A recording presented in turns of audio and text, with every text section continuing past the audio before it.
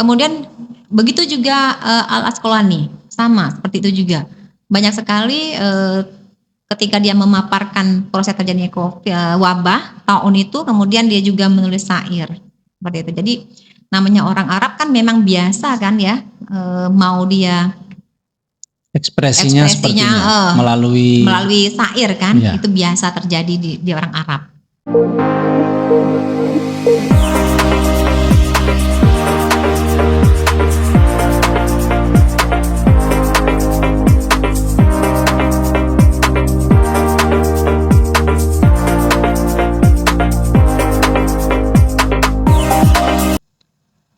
Halo teman-teman semua podcast Fakultas Adab dan Humaniora UIN Raden Fatah Palembang. Selamat siang, Assalamualaikum warahmatullahi wabarakatuh. Selamat datang di podcast Fahum UIN Rafah.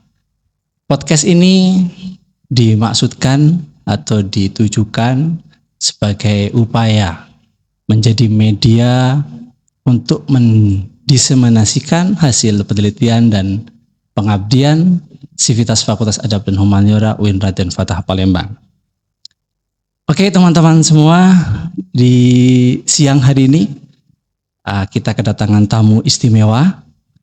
Di samping saya, mohon izin kita panggil dengan Cek Umi. Selamat datang Cek Umi di podcast Fahum UIN Rafah. Terima kasih sudah berkenan hadir. Siap. Terima kasih juga Pak Paki atas undangannya. Sama-sama Cek Umi. Teman-teman podcast Fahum UIN Rafah, jadi Cek Umi ini telah menerbitkan sebuah hasil penelitiannya yang berkaitan dengan pengetahuan masa lalu yang terrekam pada manuskrip keislaman yang berkaitan dengan pandemi sebagaimana yang kita hadapi di tahun 2020, ada pandemi COVID-19 atau COVID-19. Ternyata secara historis fenomena yang serupa pernah terjadi di periode masa lalu dan itu terrekam dengan baik dalam manuskrip keislaman. Untuk itu kita akan membincangkan hal itu hari ini bersama dengan Cek Umi di sebelah kiri kita ini. Oke, Cek, mungkin sebelum kita mulai, mungkin Cek memperkenalkan diri kepada teman-teman podcast Fahum ini yang sedang menonton di rumah. Silakan Cek. Oke, siap Pak Paki ya. Jadi aku dipanggil Cek. Manggilnya siapa ini ya? Manggilnya mungkin Mang Cek atau manggil siapa nih kira-kira? Mang Cek Mang Cek ya. Biasanya Cek juga lah, Cek Paki ya. Okay. Jadi begini, teman-teman podcast Fahum UIN Raden Fatah Palembang yang berbahagia, kenalkan nama saya Nyimas Umi Kalsum. Saya adalah dosen Fakultas Adab dan Humaniora. Home base-nya adalah di program Sejarah Peradaban Islam, program Magister. Nah, jadi dosen S2 ya, Magister dosen gitu ya. Oke, Cek. Ya, oh ya, terima kasih Cek. Oke, teman-teman podcast Fahum, kita langsung aja diskusi atau ngobrol nih berkaitan dengan hasil penelitian beliau berkaitan dengan tadi rekaman-rekaman masa lalu yang terekam dalam manuskrip yang menceritakan atau merekam situasi pandemi di masa lalu. Ya, itu hasil risetnya Cek Umi begitu Cek ya. Mungkin bisa diceritakan nih kepada kita semua sebagai inspirasi, mungkin sebagai sumber belajar atau hal-hal lain yang berkaitan dengan memunculkan inspirasi tentunya. Silakan Cek Umi. Terima kasih Pak Kia. Teman-teman podcast, saya meneliti soal pandemi ya, soal naskah. Sebenarnya ini adalah objeknya adalah naskah Islam. Naskah-naskah Islam di masa pandemi. Soal pandemi ya, bukan di masa pandemi, tapi naskah Islam yang berisikan tentang pandemi COVID. Kalau zaman tahun 2020 kemarin kita mengenalnya COVID-19. Nah ini sebetulnya artikel ini adalah hasil riset saya di masa COVID. Nah, teman-teman sahabat podcast ya. Jadi ini karena kegabutan COVID-19 kemarin, itu kita kan saya menceritakan dulu latar belakangnya gitu ya. Ya, betul. Jadi karena kita Zoom semua pakai online, akhirnya saya tuh mencari website yang menyimpan dokumen-dokumen berupa naskah kuno digital yang disimpan di berbagai perpustakaan. Nah, jadi kegabutan ini saya manfaatkan untuk mencari naskah-naskah koleksi luar negeri karena dia berbahasa Arab ya. Yang saya bisa itu kan bahasa Arab selain bahasa Melayu ya tentunya. Nah, jadi karena ketertarikan saya karena proses COVID ini, maka saya tuh kayaknya menggelitik, ini ada nggak ya sumbernya gitu yang relevan gitu ya. Nah, akhirnya saya baca naskah, mengikuti beberapa kegiatan juga, membuka website Al-Luqah Library Turki kalau nggak salah, kemudian websitenya British Library, ada beberapa perpustakaan yang lainnya juga yang saya buka, punyanya Mesir ya kalau nggak salah waktu itu, sekarang nggak bisa lagi dibuka, cuman Al-Luqah Library yang bisa diakses sampai saat ini. Nah, ketemulah naskah Tibun ini, Taun ya, naskah Taun disebutnya itu. Naskah Taun, saya membaca Taun di awal itu, Taun ini kan istilah Palembang juga Taun loh. Nah, Palembang itu kan terkenal Taun itu adalah hal yang negatif ya. Untuk apa sih? Kata wong Palembang itu ngatoi wong itu nah.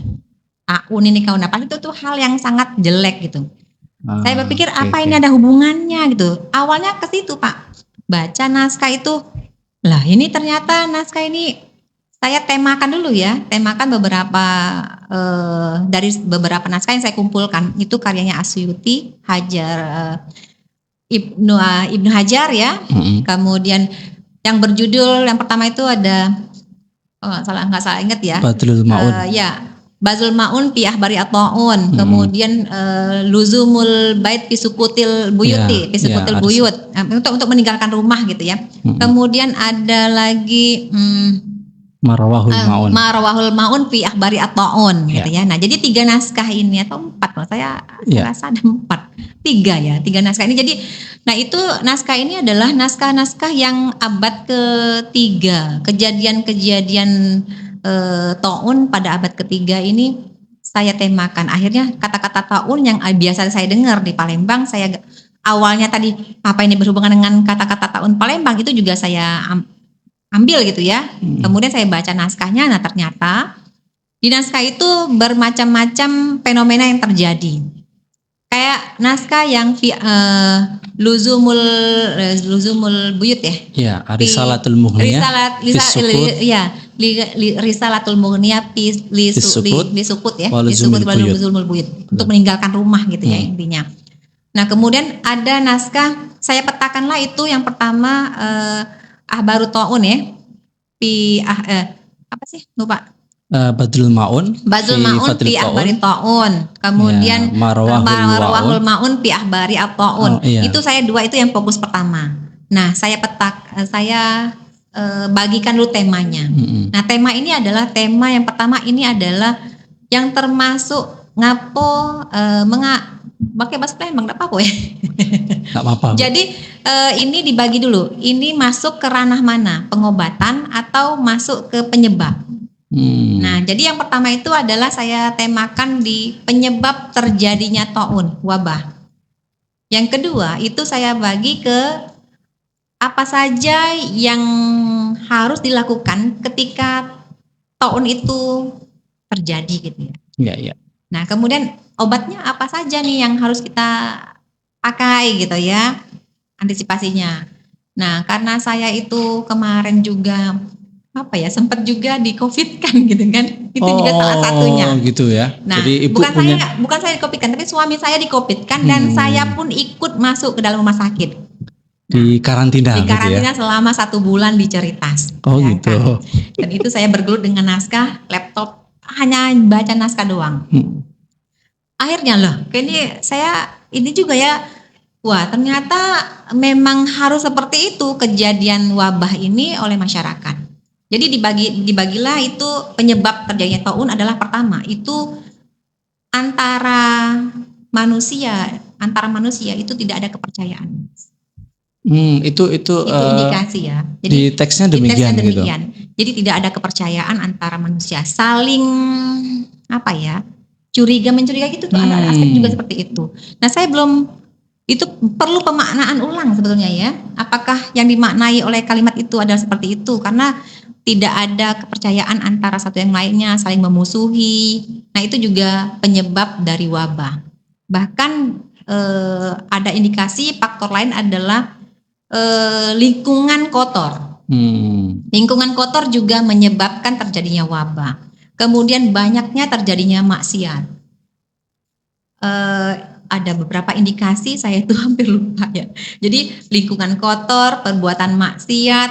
Lingkungan kotor itu dalam artian memang ada banyak sampah ya. Nah, maksiat itu ya, maksiat yang kita ketahui maksiat seperti apa, itulah perbuatan maksiat. Kemudian kalau personalnya adalah antara manusia satu dengan manusia lain tidak ada saling percaya. Atau mungkin itu ada indikasi juga. Wallahu a'lam ya ini ya. Jadi ada beberapa itu. Kemudian bagaimana cara pengobatannya ketika wabah itu terjadi? Bagaimana nih ngobatinnya gitu ya? Nah, karena Suyuti Imam Suyuti sendiri itu mengalami keluarganya terkena taun itu ya, dan anak serta cucunya itu meninggal. Imam Jalaluddin Suyuti ya. Imam Suyuti ya, dia seperti itu. Jadi dia menulis syair dan syair itu sangat sedih sekali. Itulah menyebutkan bahwa kamu tuh jangan saling berebut gitu, gitu. Kamu jangan saling berbuat maksiat di dalam syairnya itu. Jadi saya tuh merinding ya baca, namanya syair-syair Arab kan maknanya itu dalam banget ya. Nah, jadi walaupun dia kalimatnya sedikit, tapi itu menurut saya dalam banget syair-syair yang ditulis oleh Imam Suyuti ini. Kemudian begitu juga Al-Asqalani, sama seperti itu juga. Banyak sekali ketika dia memaparkan proses terjadinya wabah taun itu, kemudian dia juga menulis syair seperti itu. Jadi namanya orang Arab kan memang biasa kan ya, mau dia ekspresinya melalui syair kan, itu biasa terjadi di orang Arab. Seperti itulah, memang ranahnya orang Arab seperti itu.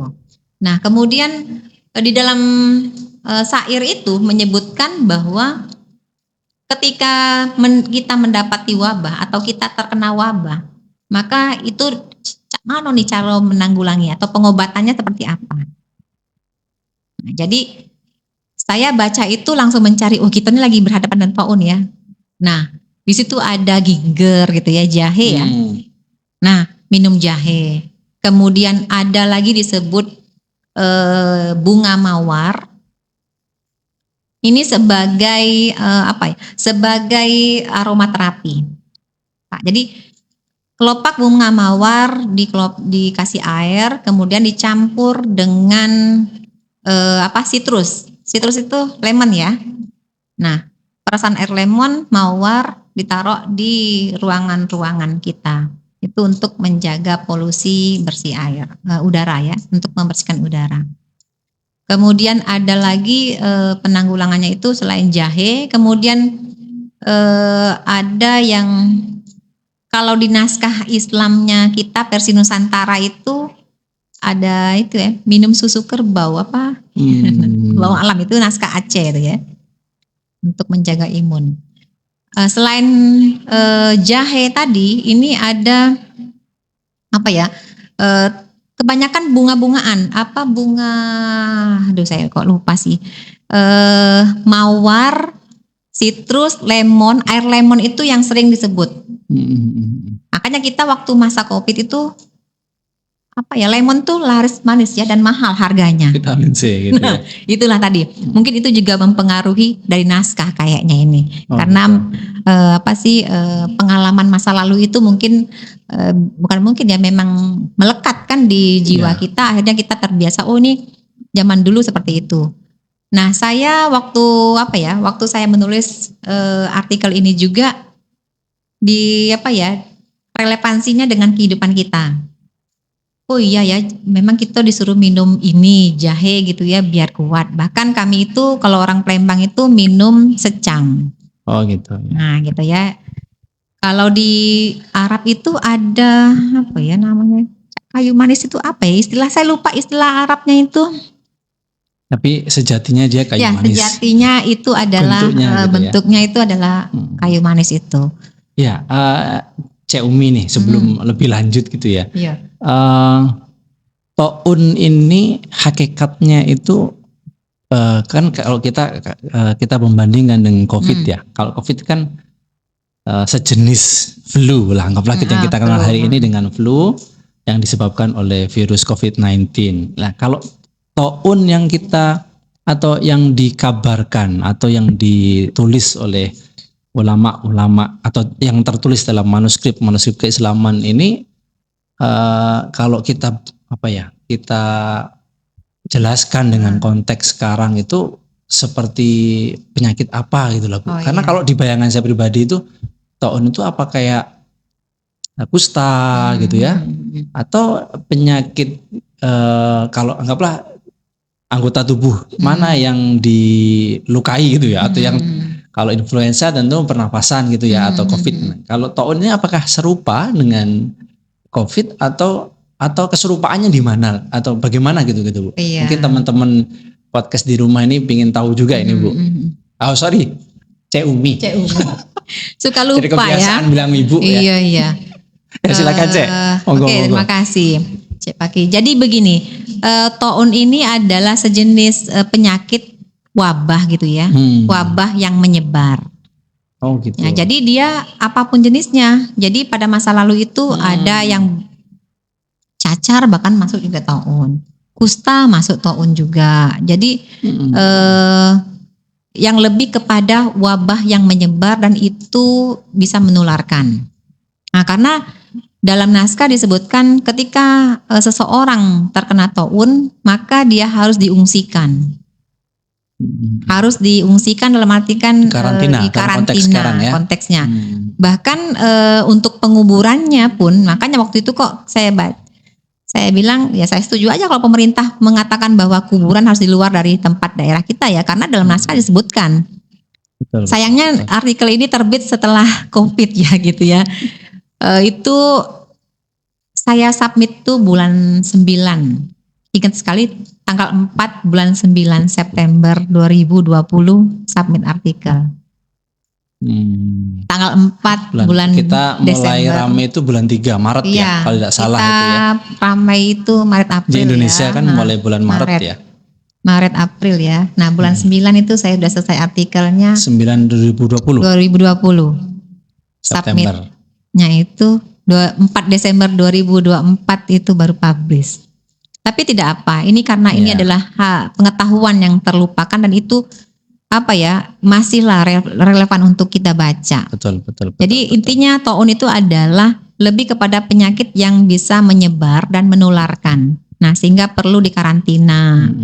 Penguburannya pun juga di luar lokasi jadi To'un itu bukan sejenis penyakit gitu ya, atau anggaplah kita nggak tahu karena kita bukan orang medis gitu ya, maksudnya kata yang kita gunakan ini, jadi To'un itu tidak seperti flu, tidak seperti demam, tapi dia adalah sebuah nama gitu ya, sebuah wabah tadi betul ya, wabah ya, wabah yang kemudian menular, itu kan Bu indikatornya itu wabah yang menular, tapi dia omongin penyakit lah Pak itu. Iya itu penyakit. Penyakit yang menular. Ya, penyakit yang menular gitu ya, To'un itu. Jadi bentuk sakitnya gitu lah Bu ya. Nah iya, bentuk sakitnya itu kategorinya adalah yang menular itu. Ya itu To'un dan itu dalam sejarah kehidupan manusia tidak hanya di tahun 2020 COVID-19 tapi abad ketiga sudah mulai. Sudah. Bahkan kalau di Indonesia itu pada masa Presiden Belanda ya. Presidenan Belanda itu kita banyak sekali itu flu burung kalau nggak salah. Itu juga To'un kan dalam konteks kalau kita bahasakan dengan bahasa manuskrip tadi gitu ya. Jadi kita anggap COVID juga bagian dari To'un. Karena penyembuhan dan bagaimana kebijakan pemerintah untuk menanggulangi wabah ini itu sama persis di naskah Islam ini. Sama persis penanggulangannya, kemudian bagaimana cara pengobatan, bagaimana ketika orang meninggal akibat wabah itu langkah yang diambil itu sama.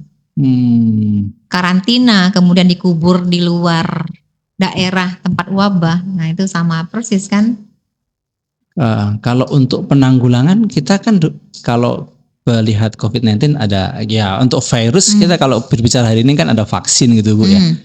Kira-kira terekam nggak kalau di manuskrip itu penanggulangan virus di masa itu gitu?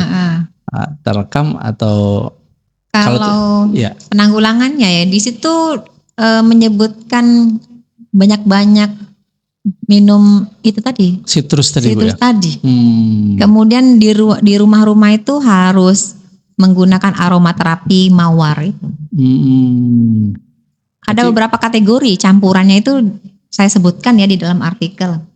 Jadi ada air mawar dengan sitrus, kemudian ada apa lagi dengan apa gitu. Jadi ada beberapa saya hampir lupa kan cukup lama ya. Jadi kategori-kategorinya yang diminum ada, yang dioleskan ada, kemudian ada juga yang menggunakan bekam. Dibekam. Selain bekam itu ada apa tuh namanya yang selain bekam apa tuh Pak? Saya lupa. Yang di apa? Ada apa sih urat yang dipotong mengeluarkan darah kotornya. Ada istilahnya itu ya. Selain bekam, kenal nggak? Ini mungkin sahabat podcast kenal itu ya. Aduh, namanya saya lupa boleh diketik di kolom komentar. Iya, kolom komentar ya. nanti proses ya. Pengobatan dengan memutuskan yang, gitu Bu ya. Yang apa? Memutuskan jaringan apa ya tadi? Artena ya. Kalau nggak salah itu membuang darah kotornya itu. Gitu. Nah itu gitu. Juga itu yang dilakukan orang zaman dulu. Artinya selain bekam. Dan mereka bukan pakai vaksin ya. Itu bukan vaksin ya. Saya rasa mungkin zaman dulu mungkin belum ada vaksinnya. Jadi belum terpikir teknologi itu, tapi ya. Hanya pada buah-buah apa sih ya, bunga gitu ya, buah gitu yang memperbanyak konsumsi itu sebenarnya yang lebih diperbanyak itu Pak. Oke. Cipaki ya. Terakhir mungkin ini Cek, sedikit kita agak masuk ke akademik gitu ya. Sebenarnya kalau dengan manuskrip ini, jadi pendekatan apa yang digunakan oleh Cek Umi ini untuk kan kalau setahu saya ini Cek Umi ini kan terkenal filolog ini ya di UIN Raden Fatah nih. Adakah kaitannya ini dengan filologi? Terus bagaimana proses pekerjaannya? Ya, metode analisis ya kita anggapnya ya metode analisis dalam manuskrip ini sehingga Cek Umi bisa memproduksi artikel ini kalau begitu. Ya. Tentu pendekatan filologis yang saya gunakan karena membaca teks dulu ya. Naskahnya dibaca, kemudian dipetakan, selain dengan menggunakan analisis kontennya gitu ya. Nah, analisis konten ini beberapa pendekatan sebetulnya saya juga menggunakan konten analisis ini pendekatan pembacaan mendalam terhadap teks. Ya, itu yang kalau istilah sastra itu ada hermeneutik heuristik gitu ya. Nah, itulah kayak gitu kira-kira. Hermeneutik heuristik gitu ya. Kemudian diinterpretasikan lagi gitu ya. Karena pembacaan naskah ini kan kita nggak boleh salah, apalagi dia syair ya. Nah, itu saya agak-agak merenung ini apalah gitu ya bacanya sampai nelpon kawan di Jawa gitu. Untuk mencari sandingan kata itu dalam istilah kita. Gitu. Jadi kalau boleh saya menyimpulkan itu berarti Cek ya, filologi juga melakukan analisis konten gitu. Kalau kayak saya bukan orang filologi, betul setahu ya bukan setahu saya, tapi saya tahunya itu filolog pada pencarian tentang apakah itu transliterasi ya, ahli aksara bener ya, ahli aksara. Jadi kadang teman-teman di prodi BSA itu ya, prodi bahasa itu ada keinginan melakukan hal yang sama dengan Cek Umi gitu, tapi karena keterbatasan pembimbing gitu ya, atau yang menemani teman-teman ini untuk melakukan kajian dengan menggunakan filolog, jadi maju mundur kan gitu kan. Jadi mungkin ada pesan khusus nih buat teman-teman yang punya keinginan menggunakan filologi untuk tadi memahami konten gitu ya, memahami isi gitu ya. Isinya. Nah, mungkin ada atau apa pengetahuan apa yang bisa disampaikan ke teman-teman podcast ini Bu kira-kira? Nah Bu? gini ya, kalau kita mau menjadikan naskah sebagai objek penelitian ya Pak ya, kita nggak melulu pakai murni filologi kan.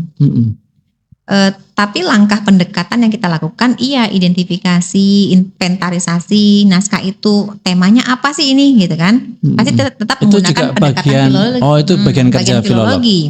Di pendekatan filologi, mau dia nanti kontennya lebih ke sastra, monggo silakan. Misalnya gini, saya fokus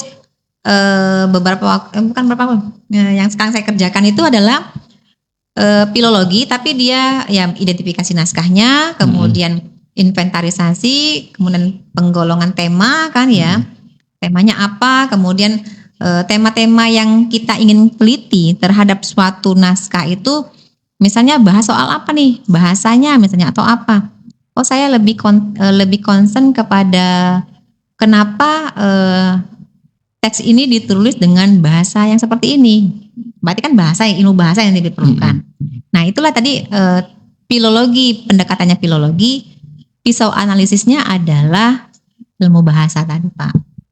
Ya. Sangat bisa itu. Kayaknya kalau kita membincangkan filologi kita perlu ruang tersendiri nih Bu. Iya, ya, Cek Umi ini ya. Jadi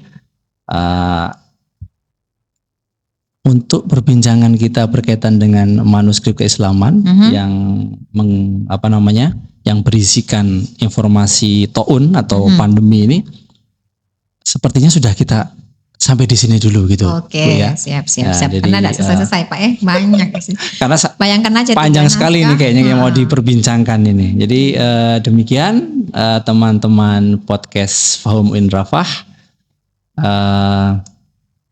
Jadi Ta'un atau wabah ya di dalam sejarah kehidupan manusia tidak hanya di tahun 2020 COVID-19 seperti yang kita alami ya generasi kita sekarang ini, tapi ta'un atau wabah-wabah yang serupa ya pernah terjadi di masa lalu dan itu terekam salah satunya itu ada di manuskrip keislaman sebagaimana yang dilakukan oleh Cek Umi ini untuk menyampaikan ya dalam bentuk riset tentang pengetahuan lama yang berkaitan dengan ta'un tadi yang tersimpan dalam manuskrip keislaman. Demikian untuk podcast Fahum in Rafah episode ini. Terima kasih teman-teman podcast sudah mendengarkan dan mengikuti episode ini hingga akhir. Jangan lupa episode berikutnya akan terus tayang. Jadi mohon ditunggu. Terima kasih semuanya. Kami tutup. Wassalamualaikum warahmatullahi wabarakatuh. Waalaikumsalam. Ya, terima kasih Cek Umi.